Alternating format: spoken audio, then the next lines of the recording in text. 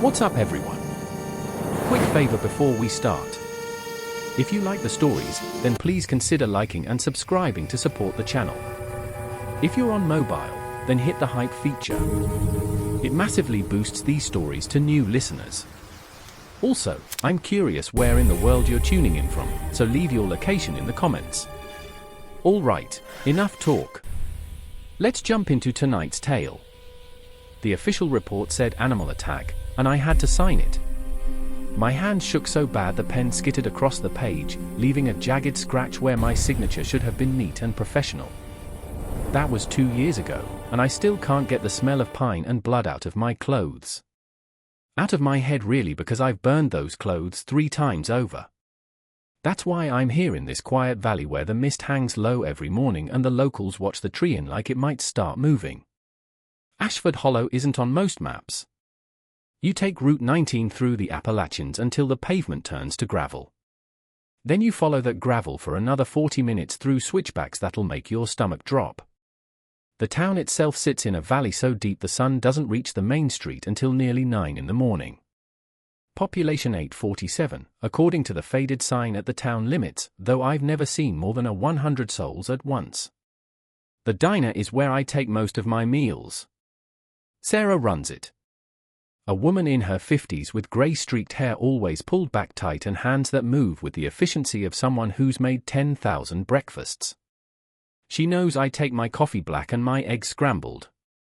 Knows not to ask questions about the scars on my hands or why a man with my resume is working search and rescue in a town that barely needs it. "Morning, Mike," she said that Tuesday, sliding the mug across the counter before I'd even sat down. "Heard you had a quiet weekend." "Quiet's good," I said, wrapping both hands around the ceramic warmth. "Quiet don't last," she said it like a proverb, like something her grandmother had taught her. Then she was moving again, refilling salt shakers with the kind of salt that came in bulk bags, not the neat little cardboard cylinders you'd expect. The general store was the same way. Bill Crowley ran it, a broad man with a face like weathered granite and eyes that never quite met yours straight on. You could buy milk, bread, ammunition, and iron nails. Lots of iron nails. Boxes and boxes of them displayed more prominently than the candy or the lottery tickets. "You keeping your porch clear?" Bill asked me once when I was buying batteries. "Clear of what?" "Leaves, debris, things that don't belong." He rang up my purchase without looking at the register, his thick fingers moving by memory. "Mountains shed things this time of year. Not all of them are natural." I took my batteries and left. That was 3 months into my exile here, and I was still cataloguing the town's strangeness like symptoms of a disease I couldn't diagnose. The Emily Caldwell incident happened in the Rockies, not here, but it follows me anyway, coiled in my gut like barbed wire. She was 7 years old, brown hair and pigtails, wearing a purple jacket that made her easy to spot. Supposedly, her parents had lost sight of her for 90 seconds. 90 goddamn seconds on a family hike near Estes Park. We found her 4 days later. I was the one who spotted the purple against the pine needles, the one who reached her first. Animal attack, they said. But animals don't arrange their kills. They don't leave the bones in anatomically correct positions while everything else is just gone. And they sure as hell don't fold origami birds from pages torn out of the victim's journal and leave them tucked in the remaining fingers. I'd opened that tiny paper bird with hands that wouldn't stop shaking.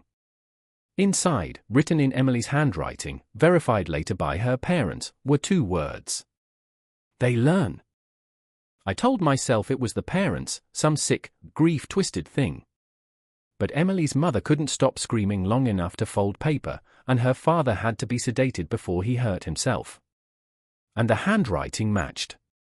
Every loop, every slant, every childish uncertainty. The official report said, animal attack. I signed it. Then I requested a transfer as far from Colorado as I could get. The Davidson family went missing on a Thursday. Bill Crowley reported it when they didn't show up to collect their supply order, a standing weekly order for basics. Plus, I noted when Wade showed me the list, an unusual amount of iron filings and rock salt. Been ordering like that for 6 months, Sheriff Eli Wade told me as we geared up.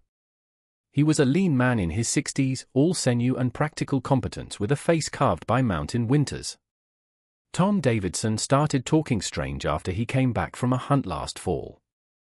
Claimed he saw something in the high timber that weren't right. His words. We found their cabin empty. Not ransacked. Empty. Clean dishes in the drying rack. Beds made. The television still on playing static because the station had signed off hours ago. On the kitchen table sat 3 glasses of water untouched with perfect circles of condensation soaking into the wood. We found Marcus Davidson 6 miles into the woods walking in circles around a lightning-struck oak. He was barefoot, his feet torn and bleeding, but he didn't seem to notice. He was maybe 10 years old and his lips were moving constantly, muttering something too quiet to hear. Marcus, I said, kneeling in front of him. Marcus, can you hear me? His eyes focused on me and for a second I saw something like relief. Then it was gone, replaced by terror so pure it made him look ancient. The rules, he whispered. Dad said, follow the rules. Count to 7. Don't look at the moon. Don't help the lost ones. The rules keep you safe.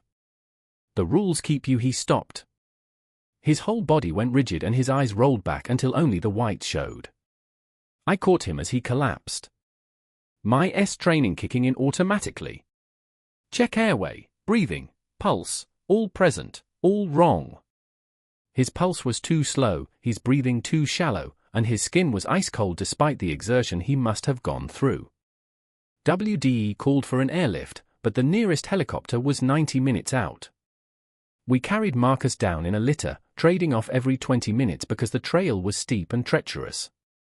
He never regained consciousness, just kept muttering about rules, his lips forming words his lungs couldn't quite voice. He died in the ambulance 12 minutes from the hospital. The EMT said it was like his brain just stopped. No medical explanation, no injury. 1 second there was neural activity, the next there wasn't. The Davidsons, Tom and Rebecca, we never found.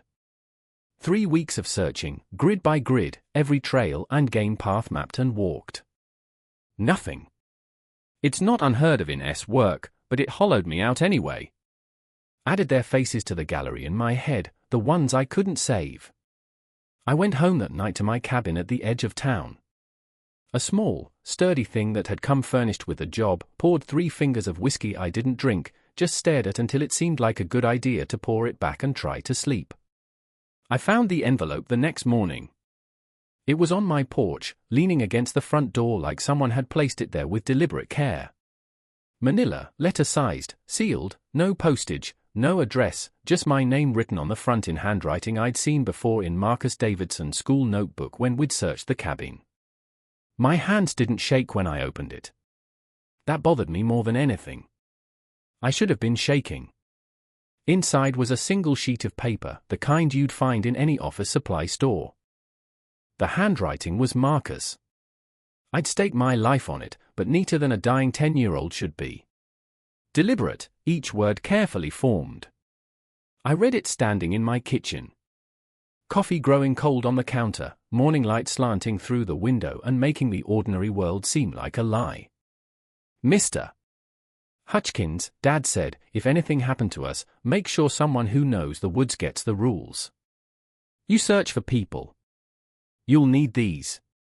The things in the deep timber, they've been here longer than the town, longer than the mountains had names. They're hungry, but they're also patient.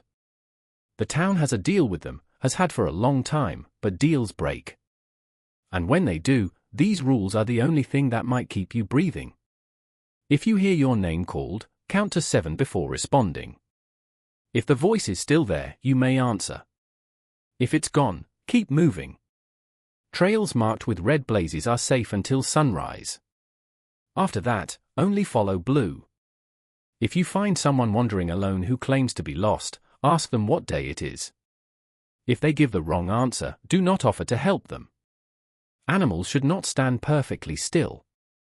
If you see one that does, walk backward slowly until you can no longer see it, then run. If you smell wet copper and pine sap together, you have 1 minute to climb as high as you can off the ground. The moon should only be visible through the trees. If you can see it clearly in a clearing, it's not the moon. Don't look directly at it. If a member of your party begins walking backward or sideways, they are no longer your responsibility. Leave them immediately. Dad said these rules kept his grandfather alive, kept the town alive. He said, "You seem like someone who's already seen things that don't make sense." He said, "You'd understand. I hope we're okay. I hope you never need these." Marcus Davidson. I read it 3 times. Then I set it on the counter and stared at it like it might burst into flames or vanish or do something to prove it was real and not some elaborate grief fantasy. My brain had constructed. Count to 7. Red blazes until sunrise. Ask them the date. Don't look at the moon. My rational mind. What was left of it after 2 years of exile and failure? Catalogued it as the ramblings of a traumatized family. Folk superstitions given weight by tragedy. The mountains were full of old stories. Old fears given shape by isolation and darkness. But my gut, the part of me that had spent 15 years in the Army Rangers and another 8 in search and rescue. The part that had learned to trust the feeling when something was wrong. That part remembered Emily Caldwell's origami bird. Remembered the words they learn. Remembered Marcus Davidson's terror so pure it had stopped his heart. I folded the paper carefully and tucked it into my jacket pocket. Probably I'd laugh about it later over whiskey I'd actually drink this time. Probably I'd add it to the box of strange things I'd collected from this valley. The iron nails, the odd warnings, the way no one went into the woods after dark without announcing it first, like filing a flight plan. Probably. The radio on my belt crackled to life at 7:47 a.m. WD's voice tight with the controlled urgency I recognized from bad calls. "Mike, you copy? Go ahead, Sheriff. Got a report from the university. Research team didn't check in last night. For graduate students doing field work up near Mercy Peak. Supposed to radio in at 1,800 hours. Never did. I was already moving, pulling my gear from the closet.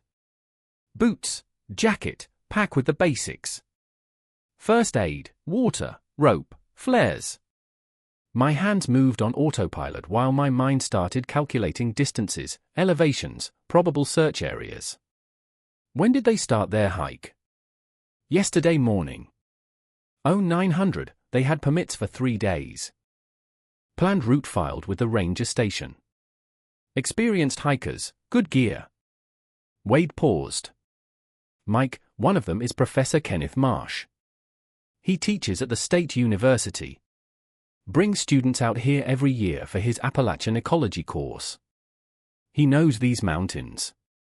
Which meant if they were in trouble, it was serious trouble, not rookie mistakes or equipment failure. I'm gearing up now. Meet you at the trailhead in 20. Copy that. And Mike. WDE's voice dropped lower. Bring everything. Weather's turning. And I got a bad feeling about this one. I clipped the radio back to my belt and grabbed my pack. Checked my supplies twice. Habit. Training. The ritual that kept you alive when the mountains decided to kill you. Flashlight, batteries, emergency beacon, thermal blanket, water purification tablets. My hand hovered over the counter where I'd left Marcus Davidson's rules. Superstition. Old mountain nonsense. The desperate logic of people trying to make sense of a world that didn't care if you lived or died. I picked up the paper and tucked it into my inner jacket pocket, right over my heart where the cold would remind me it was there. The drive to the trailhead took 18 minutes. The sun was climbing higher now, burning off the morning mist that clung to the valley floor. Mercy Peak rose in the distance, its summit hidden in clouds that looked too dark for the season. The radio played static-laced country music until I turned it off, preferring the sound of gravel under my tires. Wade was already there, his truck parked at the trail marker. He'd brought Collins, one of his deputies, a younger man, maybe 30, with the kind of confidence that came from never having found a body. They were checking their gear when I pulled up. For students, one professor, Wade said by way of greeting. Last known position was the Western Ridge Trail about 6 miles in. They were studying old-growth forest patterns. Looking at lichen distribution or some such. Had a base camp set up near the ridge line. Supplies 3 days' worth. Good cold weather gear. 2-way radios which haven't answered since last night. Satellite phone for emergencies. He met my eyes. They had every reason to be fine. Mike, which meant they weren't. We started up the trail at 8:15 a.m. The path was well maintained for the first 2 miles, switchbacking through second-growth timber and clearings where wild flowers would bloom in spring. Trail markers every quarter mile. Red blazes painted on trees exactly as the rules described. Trails marked with red blazes are safe until sunrise. After that, only follow blue. I found myself looking for blue blazes as we climbed. Found them, too, on a different trail that branched off after the second mile. A parallel path, less traveled, marked with faded blue paint that someone had carefully maintained. "Sheriff," I said, stopping at the junction. "This blue trail, where does it go?" Wade glanced at it, his expression carefully neutral. "Old hunting path runs parallel to the main trail. Meets up again about 4 miles in. Locals prefer it." "Why?" "Safer footing, less exposure to weather." He said it like he was reading from a script, his eyes not quite meeting mine. I looked at my watch. 9:30 a.m., well past sunrise. The paper over my heart seemed heavier suddenly, a cold weight against my ribs. "We taking the blue trail?" I asked. Wade hesitated just a fraction of a second. Then he nodded. "Yeah, we'll make better time." Collins looked between us, confused, but silent. We switched trails, following the blue blazes up into the deeper timber, where the light came green filtered through ancient canopy, and the temperature dropped 10 degrees in the shade. The rules pressed against my chest with every step. And somewhere ahead, for students and a professor who knew these mountains were waiting to be found. I pulled my jacket tighter and kept climbing into the cold. The blue blazes led us deeper into timber that hadn't seen a chainsaw in 100 years. Old growth, the kind that made you feel small, irrelevant, temporary. The canopy overhead was so thick the temperature had dropped 15 degrees from the trail head, and our breath came out in white plumes despite it being late September. Collins led point, Wade in the middle, me taking rear. Standard formation for uncertain terrain. My training catalogued everything automatically. Boot prints in the soft earth, broken branches at shoulder height, the mineral smell of the stream we were paralleling. Normal. Everything was desperately, insistently normal. Except it wasn't. "No birds," Collins said, stopping so suddenly, Wade nearly walked into him. He was right. The forest was silent. Not the peaceful quiet of a lazy afternoon. The held breath silence of prey hiding from a predator. No rustling in the underbrush. No distant crow calls. Just our footsteps and the whisper of wind through needles that sounded too much like breathing. "Weather's turning," Wade said, but his hand had moved to his sidearm. Animals bed down before a storm. The clouds overhead had gone from dark to bruised, pressing down like a lid. My watch read 11:47 a.m., but the light felt like late afternoon. Wrong. The word kept circling my brain like a vulture. "Sheriff," Collins said, pointing off trail. Movement could be one of the students. "Make it quick," Wade said. "Stay in radio contact." Collins pushed through the underbrush and disappeared. We waited 1 minute, 2. The silence grew heavier. "Collins, report," WDE said into his radio. Static, then nothing. Probably just a deer heading back. He emerged 30 seconds later. Something about the way he moved made me look twice, but I couldn't pin down what felt off. We found the students' base camp at mile marker 4. 2 tents, expensive backpacks arranged neatly outside, a cold fire pit with stones placed in a perfect circle, food hung properly in bear bags, equipment organized with the care of experienced hikers. No people, no signs of struggle, no tracks leading away. They wouldn't all leave at once, I said, crouching by the fire pit. The ashes were cold, at least 12 hours old. Protocol is always leave someone at base. Wade was checking the tents. Sleeping bags are here. Personal items, wallets, car keys. His voice had gone flat. Cop flat. They planned to come back. Collins had his radio out. Dispatch, this is Unit 3. We've located the base camp. Coordinates. Static exploded from his radio. Loud enough to make us all flinch. Not normal static. This had a rhythm to it. Almost like words played backward, rising and falling in cadence that made my teeth hurt. Then silence. The hell was that? Collins lowered the radio like it had burned him. My hand had moved to my jacket pocket, fingers finding the folded paper over my heart. If you hear your name called, count to 7 before responding. We found the first marker at 12:30 p.m., a red ribbon tied to a branch, the kind researchers use to mark study sites. It led north, away from the trail, into a section of forest where the trees grew so close together you had to walk sideways in places. They were tracking something, I said, following the ribbons. They appeared every 20 feet, bright artificial red against the organic green and brown.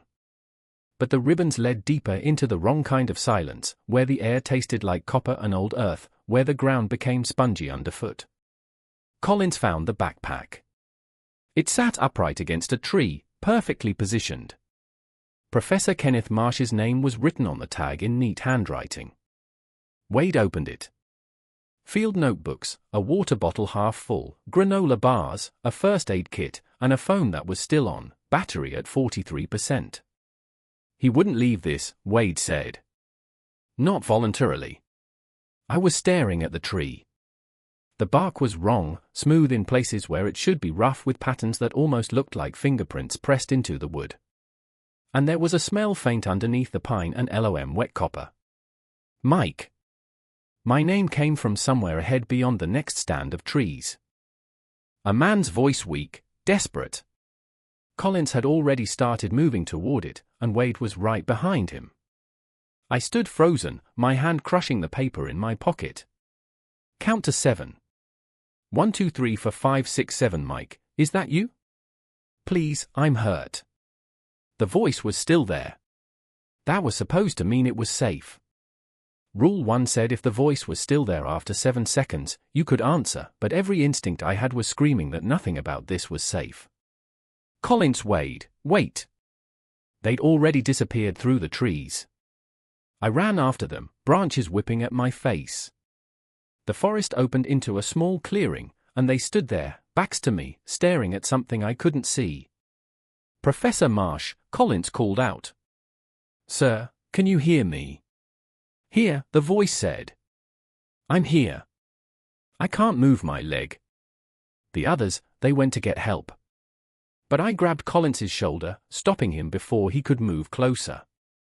Through the gap between their bodies, I could see the figure. He was standing, not sitting, not lying injured, but standing perfectly still, about 30 feet away, facing away from us, wearing a jacket that matched the description we'd been given. The right height, the right build. Professor Marsh, I said, my voice steadier than I felt. What day is it?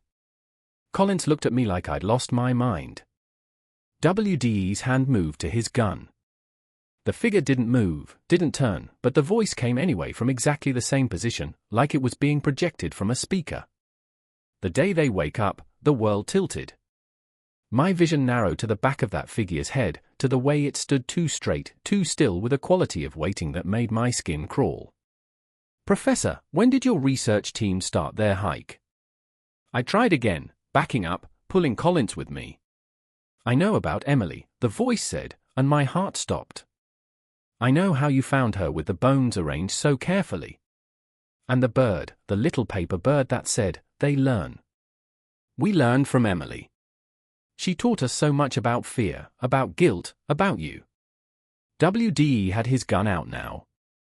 Collins was staring at the figure with his mouth open, trying to process what was happening. The figure turned, not the way humans turn, with shoulders and hips rotating, weight shifting. It rotated on a fixed axis like a mannequin on a turntable until it faced us completely. The face was Professor Kenneth Marsh's face. I'd seen his faculty photo. Same round glasses, same graying beard, same kind eyes. But the mouth didn't move when it spoke. The eyes didn't blink. And when it smiled, the expression spread too wide, pulling the skin like latex over a frame that wasn't quite the right shape. "Run," I said.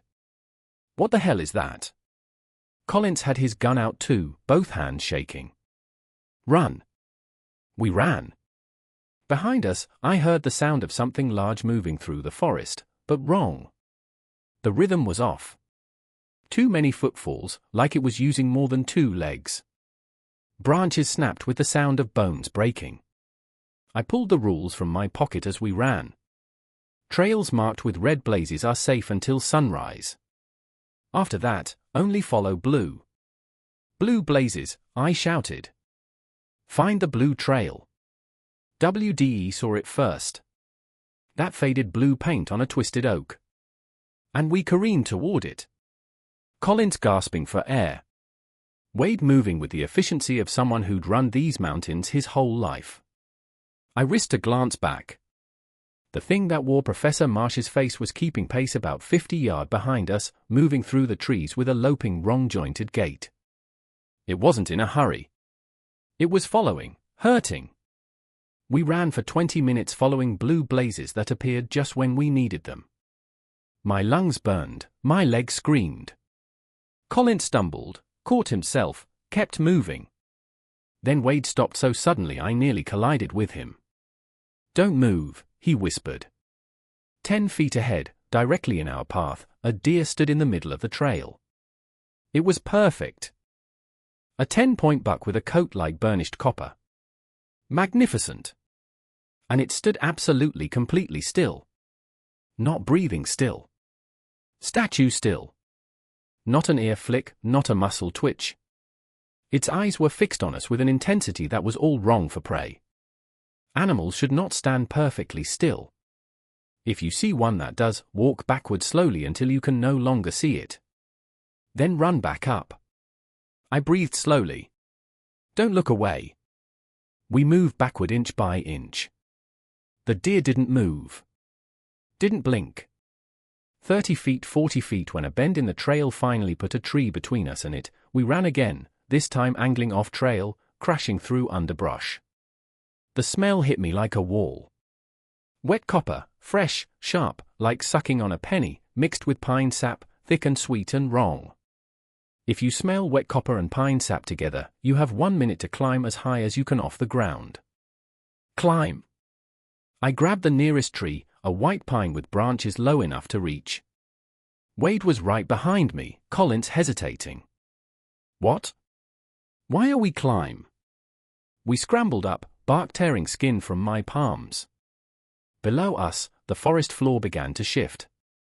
The earth rippled, not like an earthquake, like something underneath the soil was moving, flowing, searching. Where it passed, plants wilted, going brown and brittle in seconds. I didn't see it. Not really.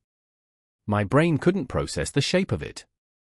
Every time I tried to focus, my vision slid away, my mind refusing to hold the image. We stayed in that tree for 5 minutes that felt like hours. When the smell finally faded and the ground stopped moving, we climbed down on shaking limbs. Collins vomited into the bushes. Wade stood with his hands on his knees, breathing hard. The cabin appeared like a gift, small, old, nestled in a hollow where 3 massive oaks grew together. We barricaded ourselves inside as the light started to fail. My watch said for 17 p.m. Wade found the radio. It was old military surplus, the kind that ran on hand crank power. He got it working while Collins checked his ammunition with hands that wouldn't stop shaking. "Dispatch, this is Sheriff Wade. Do you copy?" "Static." Dispatch, this is Sheriff. A woman's voice broken by interference. Sheriff Wade, is that you? Copy. This is Wade. We're in the old hunting cabin east side of Mercy Peak. We need immediate. Sheriff Collins is dead. The voice was crying. We found him on the trail 2 hours ago. His God. Sheriff, he's opened up like a goddamn coat. What did that to him? Wade looked at Collins. Collins looked at Wade. Then we all turned to stare at the young man sitting in the corner, reloading his gun with steady, practiced movements. He looked up, met our eyes, and smiled with a mouth that moved just slightly wrong. I tried to tell you, it said in Collins's voice. I tried to warn you, but you wouldn't listen. They never do. It stood up and its legs bent backward at the knee and it reached for Wade with fingers that had too many joints. I grabbed the iron poker from the fireplace and swung. The iron poker connected with the thing wearing Collins's face, and it shrieked, not a human sound. This was the noise of metal scraping stone, of air escaping from something that shouldn't hold air. The mimic staggered backward, its head tilting at an angle no spine could support, and black liquid, not blood. Something thicker, something that moved wrong, seeped from where the poker had struck its shoulder. WDE had his gun up, but his hands were shaking so badly the barrel wavered. What do I shoot? Where do I shoot? Iron. I gasped, still gripping the poker. It doesn't like iron. The mimic's face rippled like water. Collins's features sliding across the surface of something underneath.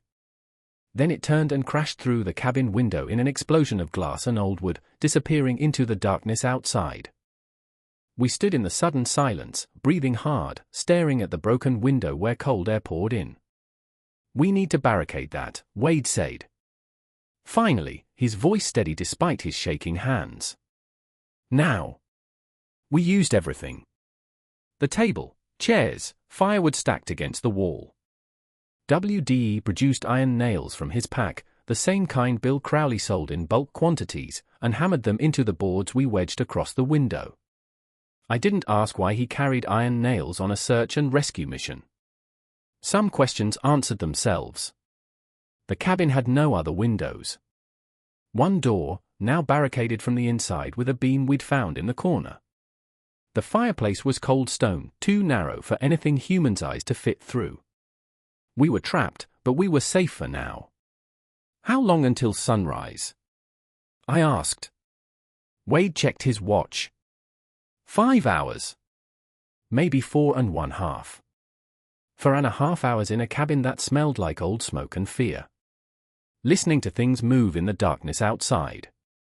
Things that sounded almost like footsteps, almost like voices, almost like people you knew calling your name. I didn't count to 7. I didn't respond. I sat with my back against the wall, the iron poker across my knees, and waited for dawn. Wade tried the radio periodically, but got only static. Whatever the mimics did to electronics, it was still in effect. We were alone. Around 3:00 a.m., I heard it. A voice outside, young female, terrified. Help, please. Someone help me. They're after me. Wade started to stand. I grabbed his arm. Count to 7, I whispered. We counted. The voice continued, growing more desperate, more convincing. When we reached 7, it was still there, crying, begging, describing the things chasing her through the woods. She could be real, Wade said, but he didn't move toward the door. Ask her what day it is. Wade moved to the window, speaking through the gaps in our barricade. What's today's date? Silence. Then does it matter? They're coming. Please. What day is it? Wade repeated. The day you die if you don't open this door. The voice changed, deepened, became something else wearing a girl's scream like a mask. We heard it circle the cabin, testing the walls, the door, the chimney. Then it moved away into the forest, and the silence returned. At 4:47 a.m., the sky began to lighten. Not sunrise yet, but the pre-dawn gray that meant the night was ending. Blue blazes, I said, checking Marcus Davidson's rules for the 100th time. After sunrise, only follow blue. Where are we going? Wade asked. To find the students. They're still out here somewhere. I stood, my legs stiff from sitting. And I'm going to get some answers. We waited until the sun cleared the eastern peaks, proper daylight, before we removed the barricade. The world outside looked normal, trees, undergrowth, the cabin sitting in its hollow like it had for decades. No sign of the things that had circled us in the darkness. The blue blazes led east toward the sound of running water. A stream. Marcus's father had probably marked this path generations ago. Or maybe his grandfather or someone even further back. How long had the town known? How long had they been feeding the things in the woods? The trail was narrow, forcing us to walk single file. I took point this time, Wade behind me, both of us jumping at every sound. Birds sang in the canopy. Normal birds doing normal bird things. The forest felt different in daylight, less hostile, but I knew better now. The danger was still here. It was always here. We'd been walking maybe 20 minutes when I saw the figure ahead. He stood in the middle of the trail, facing us, young, maybe 20, wearing a University of Virginia sweatshirt, brown hair, glasses, the kind of earnest face that probably asked too many questions in class. Aiden Thompson, WDE said quietly, checking the missing persons list. One of the students, but the way he stood, too still, too perfect, made my hand move to my pocket, to the rules. Aiden, I called out. When did you start your hike? The figure's head rotated, not turned, rotated a full 180 degrees until it faced backward. The body still pointing forward, the neck twisted in a way that should have snapped bones and severed arteries. We started, it said in Aiden's voice. When you gave us Emily Caldwell, my blood turned to ice. The head rotated back, and when it faced us again, the features had changed. Now it wore Professor Marsh's face, then Collins's, then a face I didn't recognize. Female, older, screaming silently. The faces cycled like a deck of cards being shuffled, each one perfect and wrong. The hollow ones, it said, settling on Aiden's face again. That's what the old woman calls us. Catherine Blackwell, last of the Watchers. But we are older than her bloodline, older than this mountain, older than the trees that grow from the bones we left behind. It took a step forward, its legs bent wrong, knees hyperextending, ankles rolling at angles that made my stomach lurch. We learn, it continued. Every victim teaches us their memories, their fears, their shapes. Emily taught us about guilt, about a man who carries the dead like stones in his pockets. It smiled with Aiden's mouth. You carry her still, don't you, Mike? Want to add more stones? The smell hit me then. Wet copper and pine sap thick enough to taste. If you smell wet copper and pine sap together, you have 1 minute to climb as high as you can off the ground. Climb. I shoved Wade toward the nearest tree. A massive oak with low branches. We scrambled up, bark tearing my already raw palms, my pack catching on everything. Below us, the ground rippled. The thing wearing Aiden's face stood perfectly still as the earth around it began to move. The soil cracked and split, and something emerged, not rising from below, unfolding like a flower blooming in fast motion, but the flower was made of flesh and bone and things that had never been human. I watched, couldn't look away, as the Aiden skin peeled away like a coat being shrugged off. Underneath was a mass of glistening tissue, pulsing and reforming, tendrils extending and retracting, testing the air like a slug's itox. It consumed the Aiden skin, broke it down, and then rebuilt it from the inside out. The process running in reverse. Flesh knitting over the wrongness beneath. Features smoothing into place until Aiden Thompson stood there again. Perfect and whole and utterly wrong. Do you see? It asked, looking up at us with eyes that reflected nothing. We learn. We adapt. We become. My hands were shaking so hard I nearly lost my grip on the branch. WDE was making a sound low in his throat. A sound of pure existential horror. The noise a mind makes when it encounters something it can't process. You have a choice. The Aiden thing said, be our guide. Lead us to the others like you. The ones who search, who rescue, who go into the dark places. We'll spare the town. We'll sleep again. Feed us the lost. And we'll keep the pact.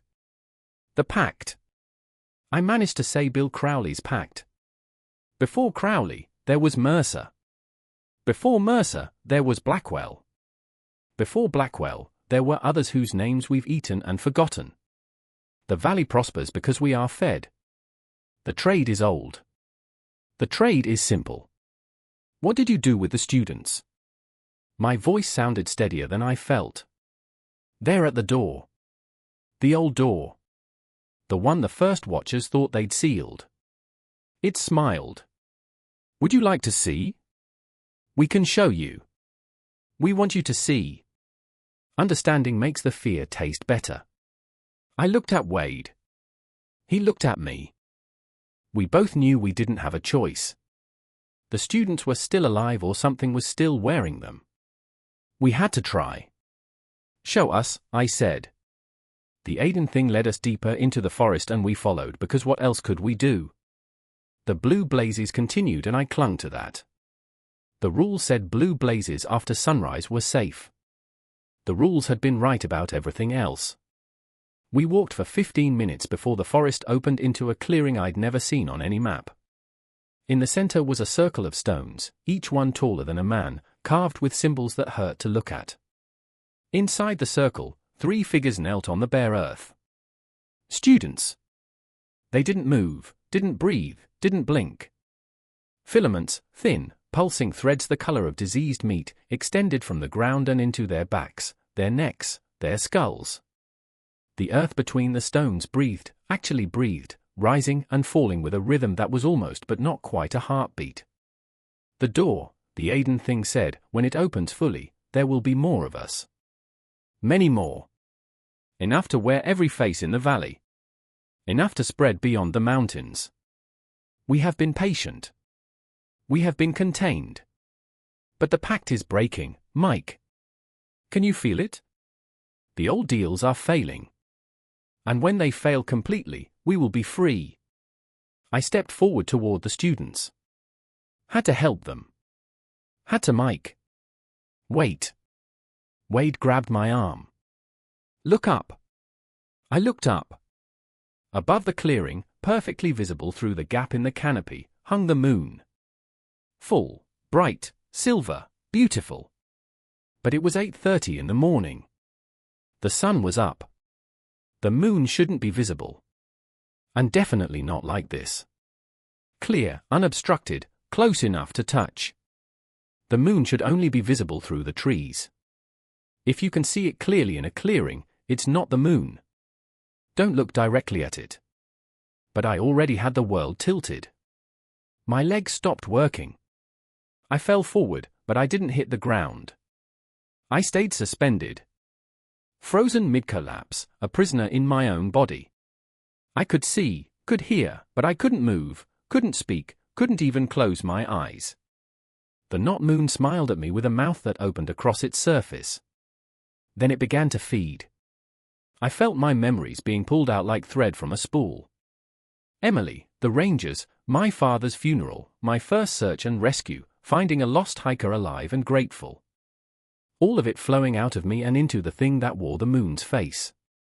And I couldn't scream, couldn't fight, could only feel myself being hollowed out, emptied, prepared to be worn. Mike. The voice was distant, underwater, coming from another world. Then pain, sharp, immediate, real, as something scalded my face. I gasped, and suddenly I could move again, could breathe, could fall the rest of the way to the ground. Wade stood over me, an old woman beside him. Both of them throwing something on me on the ground, on the air itself. Salt, iron, filings, something dark that smelled like old blood. Catherine Blackwell looked exactly like what she was, ancient, worn down by decades of holding back the tide, but still sharp, still fighting.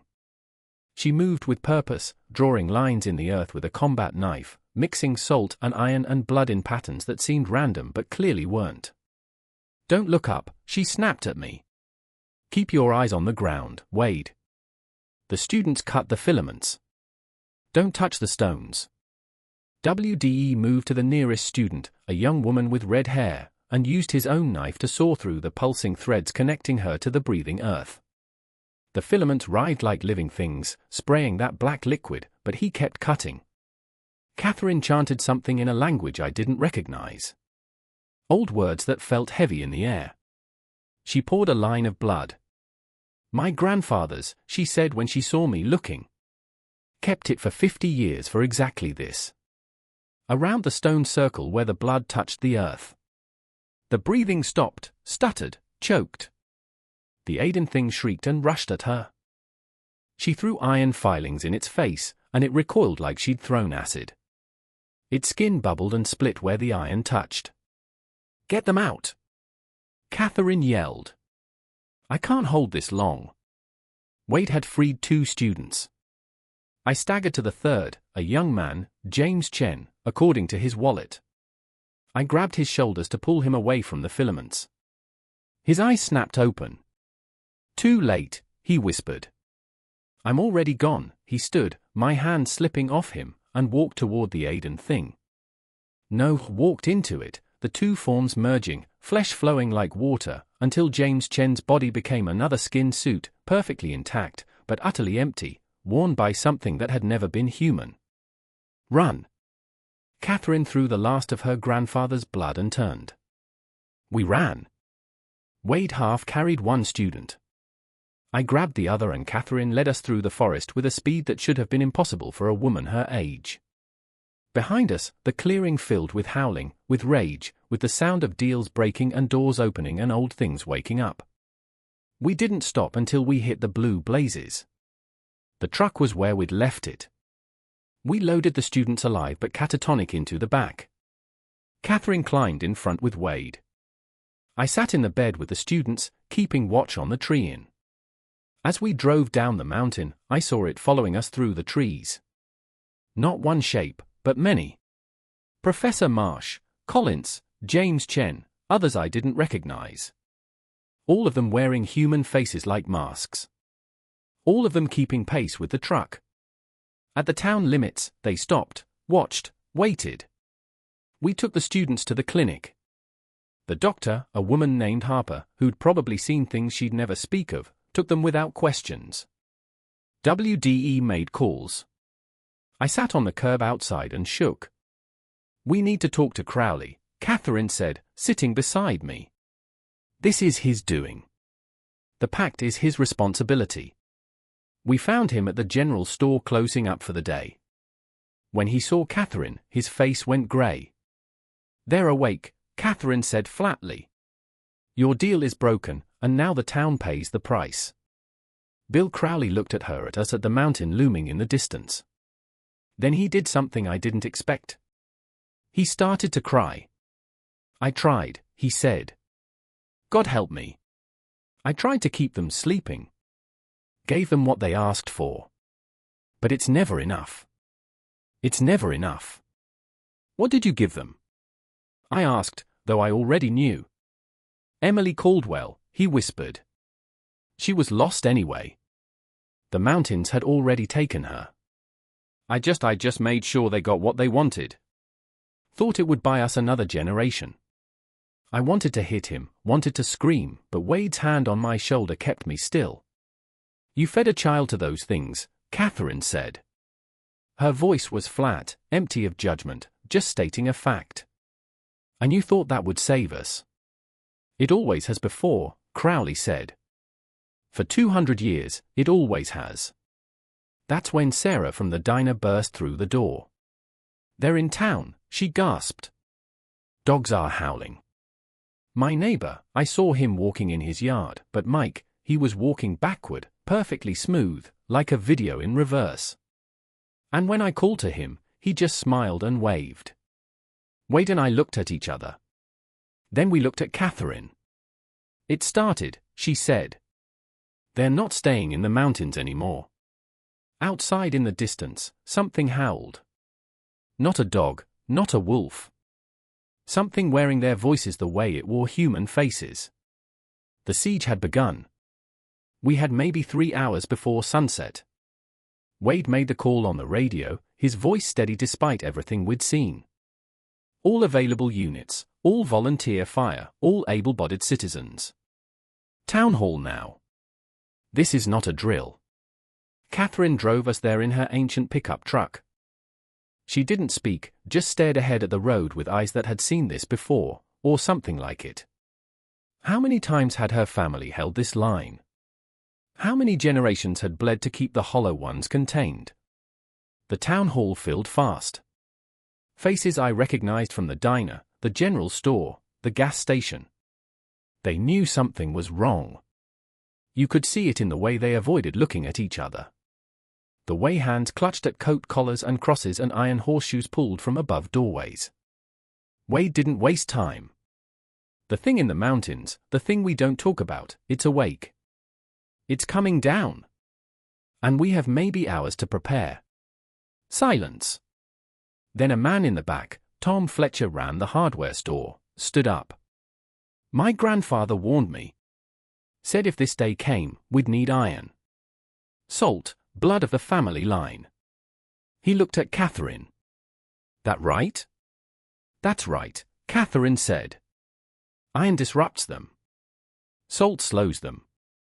Blood of those who made the pact can hurt them, but only temporarily. The rules are what keep you alive. I stood up, pulled out Marcus Davidson's paper. My hands were steadier than I expected. 7 rules. Follow them exactly or you die. Maybe worse than die. I read them aloud. The room was silent except for my voice and the scratch of pencils as people wrote them down. Mothers whispered them to children. Old men nodded like they were remembering something their fathers had told them in confidence late at night when the mist came down. The hospital, I said to Wade, the students we brought back, we need to check on them. We left Catherine to organize the defenses and drove to Ashford Medical Center, a building too small to be called a hospital, but too necessary to be anything else. Dr. Harper met us at the door, her face drawn. The students are stable physically, but Mike, she hesitated. There's someone else here, someone who shouldn't be alive. She led us to a room at the end of the hallway. Inside, strapped to a bed with leather restraints, was Professor Kenneth Marsh. Not a mimic. The real Professor Marsh. Somehow we found him wandering Route 19 about an hour ago. Dr. Harper said he's been talking, saying things. She paused, saying things he shouldn't know. I approached the bed slowly. Marsh looked at me with eyes that had seen too much. Eyes that belonged in a psychiatric ward or a grave, not in a living man. You looked at it, he said. His voice was a rasp, damaged at the false moon. I did, too. And now it's in us. What's in us? I asked, though I didn't want to know. The hollow seed. He laughed and it sounded like breaking glass. Direct contact with them. Eye contact with the false things they make. It leaves something behind.